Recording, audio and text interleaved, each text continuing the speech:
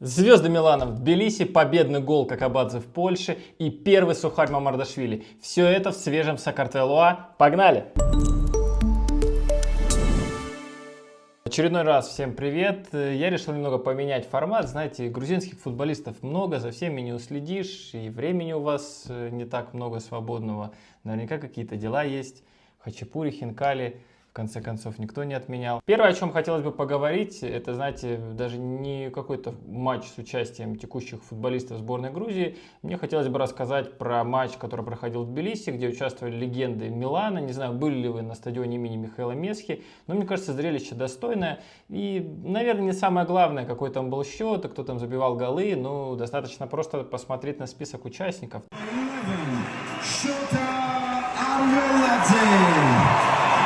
Number 12, Nutri Revishvili. Number 22, Ricardo Izexu dos Santos. Marco Borriello. Там и Кака, и Ривалду, и Костакурта, и Кафу. Просто, знаете, в очках надо идти, потому что ослепнуть можно от того, какие звезды приехали в Тбилиси. Завидую, если вы были на этом матче. Если были, кстати, поделитесь в комментах, как вам ощущения. Но потому что я видел в интернете, кажется, что стадион не был заполнен полностью. Не сравнить это с тем, что был на матче Грузия-Чехия, например. Но все-таки матч товарищеский, знаете, наверное, это больше такой предмет ностальгии. Посмотрели, слезу пустили, а вот когда мне было 20, Кафу тогда играл, ну и так далее. В свою очередь у сборной Грузии играли братья Арвеладзе, и Каладзе там был, и Ашвили Александр, даже Малхазу Астяне место нашлось, ну и, конечно, Георгий Димитрадзе, о котором я говорил в выпуске про легенд и рекордсменов Лиги Чемпионов грузинских, он тоже не просто сыграл, но и забил даже гол.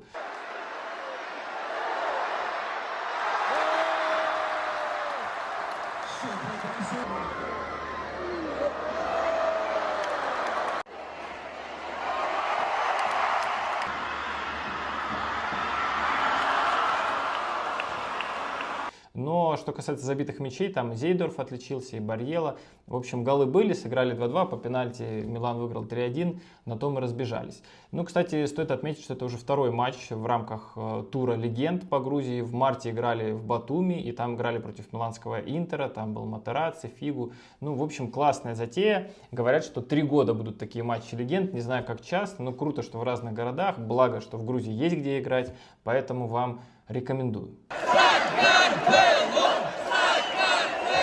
На прошлой неделе обновили рейтинг FIFA, и в нем сборная Грузии поднялась сразу на 4 позиции, поднялась на 66 место. И если помните, вы смотрели матч против сборной Албании, я уверен, и вот в видео, посвященном этому матчу, я так позволил себе сделать некий кликбейт, написал, что сенсация, что Грузия обыграла Албанию. В комментах вы начали меня ругать, что как это так, мы Албанию вообще все время обыгрывали. Но вот знаете, если даже на рейтинг FIFA посмотреть, а Албания-то выше была, теперь вопросов нет, теперь Грузия поднялась, обошли такие страны, как Иордания, Объединенные Арабские Эмираты. Ну и теперь Грузия на 66-м месте. В принципе, никогда всерьез не воспринимал этот рейтинг, но, знаете, еще есть куда стремиться. Опять же, потому что пишут в интернете, это не самая высокая позиция сборной Грузии, бывало и выше, поэтому ждем теперь матчи в октябре. Я напомню, что сначала будет на выезде игра со сборной Украины, а потом наша любимая Албания 14 октября приедет, кстати, не знаю, в Тбилиси или в Батуми, если вы знаете, напишите в комментариях под этим видео. Ну и теперь перейдем к дайджесту, что касается игроков грузинской сборной. Очень много было матчей, ну я хотел бы выделить прежде всего топ-3, на что я обратил внимание. Атар Какабадзе, о котором я сказал, играл за польскую Краковию, забил решающий мяч, обыгрался там в стеночку с какого-то острейшего угла. Я вообще не знаю, как он там в ворота попал. Это, конечно, не Ван Бастен, не 88-й, но достойный гол под перекладину, а самое главное, что победный. У команды 19 очков, гонится за Лехом, как может, прекрасно. Ну и отдельное, наверное, удовольствие доставляет просмотр видео Атара после матча, как он идет с ребенком и с мячом. Не знаю, там ребенок этот мяч забрал или Атар собирает все мячи, когда он забивает в матчах. Но смотреть действительно это видео приятно. Еще один герой, это Георгий Мамардашвили. Мы уже немного заскучали по его подвигам на клубном уровне, к подвигам в сборной мы привыкли. Но вот знаете, если сборная Грузии какое-то время воспринималась как аутсайдер, и, может быть, раньше грузинским футболистам было немного больно приезжать и постоянно проигрывать, там, той же Испании, вот это 1-7, вы помните, обидное поражение было, там, и 0-4, и от других больших команд, то сейчас получается, что грузинские футболисты приезжают в сборную, чтобы побеждать, а проигрывают со своими клубами. Мы еще поговорим про Зорико Давиташвили, бедолагу, который 8 получил, вернее, его команда получила. А вот Георгий Мамардашвили начал очень неудачно сезон, но, вернее, неудачно начала его команда. Валенсия шла вообще на последнем месте. И вот, знаете, собрались вот Жирона, которая так чуть ли не выиграла чемпионат, да, долгое время лидировала, пробилась в Лигу чемпионов, и уже, знаете, такая болотная, мы вот там вот ездим по Парижам, по всяким, играем с кем хотим. И вот эта вот Жирона приезжает в Валенсию, и, вы знаете, в Валенсии максимально сконцентрированы, знаете, для них это был матч, как будто вот плей-офф на вылет, матч жизни. И я думаю, что Мамардашвили тоже на него чертовски настраивался, потому что, ну сколько можно, вот эти вот слухи, что, все, в Ливерпуль ушел, бросил играть, теперь просто стоишь на воротах там. Наверняка он от этого устал, хотелось себя проявить, и, в общем, это у него получилось. Один из лучших игроков Валенсии. Валенсия, не сказать, что супер безупречно этот матч провела, но, тем не менее, 2-0 выиграли, на ошибках Жирону подкараулили, свои мячи забили, ну и, конечно же, дали шанс Мамардашвили себя проявить. И вот первый сухарь Мамарды в этом сезоне за Валенсию. Я думаю, что это достойно ваших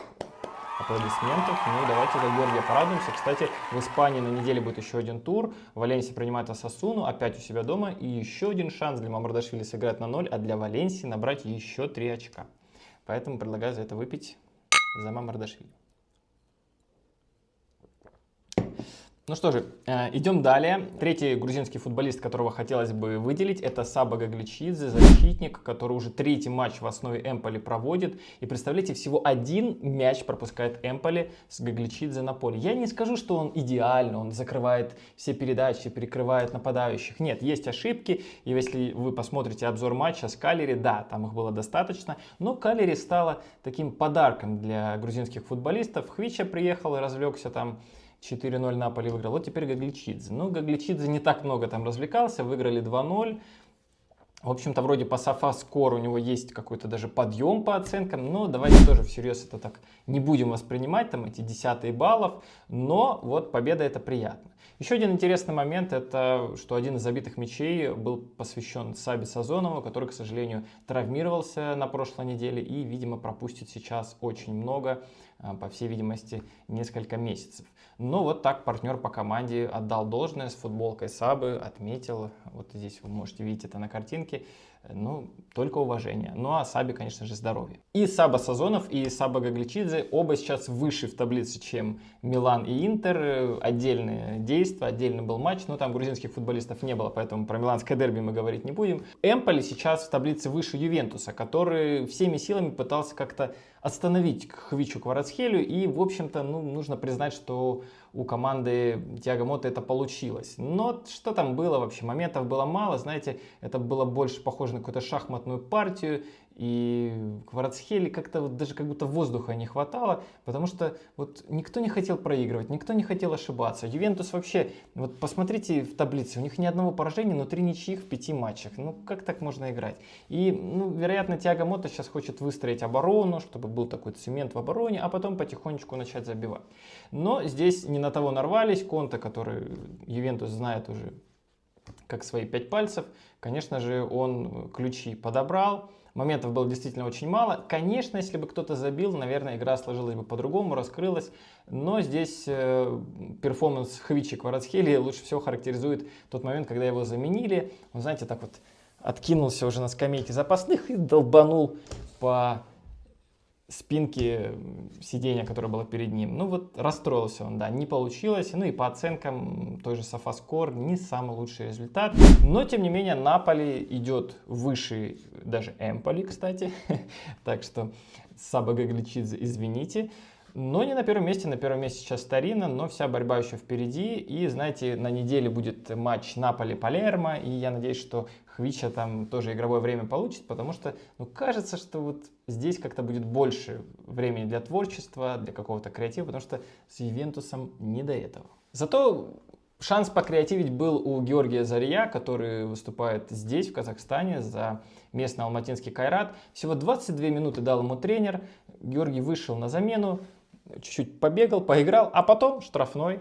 И Георгий сказал: разошлись, я буду бить. Подошел, забил, Кайрат выиграл 1-0 и включился в борьбу за чемпионство. Ну, вернее, как бы он из этой гонки-то и не выпадал, но шла уже 86-я минута, и, знаете, было тревожно всем фанатам Кайрата. Трибуны порадовались, Заря порадовался. Я думаю, что и Лука Гадриани порадовался, который, вот, кстати, в сентябре в сборную ездил, а Заря не ездил. Но Заря в Грузии-то достаточно матчей провел, трехкратный чемпион Грузии, и я думаю, что очень-очень он хочет сейчас вот на ближайшие матчи попасть. Не знаю, но мне кажется, что за Кайратом в любом случае Вилли Саньоль следит, вот так вот с биноклем из Тбилиси в Алматы смотрит, и, я думаю, должен увидеть этот гол. Ну, как его не заметить? Ну, не все так было радужно у грузинских футболистов. Я не буду говорить о каких-то таких рядовых матчах, о которых, в общем, нечего сказать. Давайте поговорим о ярком. Зорико Давиташвили пришел на чужой праздник, на чужой день рождения. Не знаю, бывало у вас когда-то так или нет. Приходите, вас никто не звал, вас никто не узнает, и не нальют даже вам ничего, и еды не предложат, и вы не понимаете, зачем вы пришли. Вот так получилось в Зорико. Приехали играть в Ниццу, его команда Сент-Этьен. Вообще у Сент-Этьена, конечно, все идет неважно в этом сезоне, но мы об этом отдельно еще поговорим. Так вот, приехали, и представляете, 6-0 уже на 39-й минуте. 6-0. Болельщики Сент-Этьена просто не выдержали, плюнули, ушли уже в перерыве. Мне кажется, что из Сент-Этьена надо было уезжать, Зорико вообще заказывать чартер уже в Грузии, готовиться к матчам сборной. Но нет, футболисты-профессионалы вышли на второй тайм, получили еще 2. В итоге 0-8. Представляете, 0-8 за 90 минут столько пропустила команда Зорико. И вообще, конечно, то, что происходит с Сент-Этьеном, это кошмар. Вроде бы мы порадовались за Зорико, что вот он из Бордо ушел, который там терпит бедствие в каком-то уже 3-м или 4-м дивизионе, но вроде как-то там существует. И вот он приходит в Сент-Этьен, 1-14 у них на старте сезона, 1 победа, 1 забитый мяч. И, кстати, кто его сделал? Его сделал Зорико. Ну как сделал? Он отдал голевую передачу, и еще слава богу, что 3 очка в том матче набрали. Если бы не эти 3 очка, то дела были бы совсем плохи. Вот в следующем туре Зорико, наверное, стоит все-таки позвонить в Нант заранее, спросить, ждут ли их там, стоит ли приезжать, потому что, ну, если будет еще раз, ну, даже не 0,8, а 0,3 или 0,5, но я не знаю. Тогда голова тренера точно полетит. Ираклий Азарови наконец появился в составе Шахтера. Возможно, тренер забыл, что у него есть такой вообще футболист с такой фамилией. Открыл список, может быть, хотя Азарови, по идее, на букву А должен быть первым в алфавите. Ну, мы не знаем, может быть, какая-нибудь там заклепка стояла, и не видел он сверху списка. И вот поставил его в стартовом составе, сыграл за Шахтер. Ну, если честно, матч прямо сейчас идет. Я не знаю, как он закончится, но вроде Шахтер ведет, и будем надеяться, что примелькается как-то Азарови, и еще в будущих матчах тоже будет появляться на поле, а не так по случаю, когда тренер вдруг его увидит вообще в заявке, что он есть. А вот Гурам Кашия, как мы его еще называем, да, он не принимал участие в последнем матче Слована, его даже в заявке не было. Ну, не знаю, может быть, отгул попросил, может, надо было съездить там на дачу в Тбилиси. Не знаю.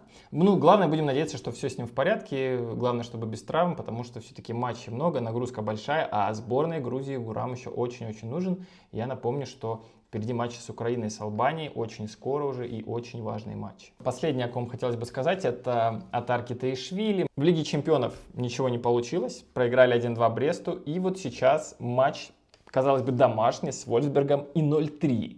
Какой-то кошмар. Но здесь, наверное, Китаишвили одного винить не стоит. Но вот что-то посыпалось у команды. Я надеюсь, что все-таки обойма есть и получится как-то ситуацию выправить. Но пока вот такой неутешительный результат.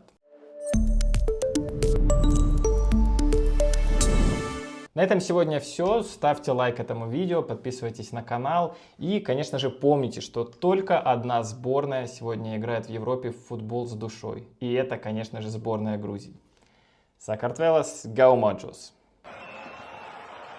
It is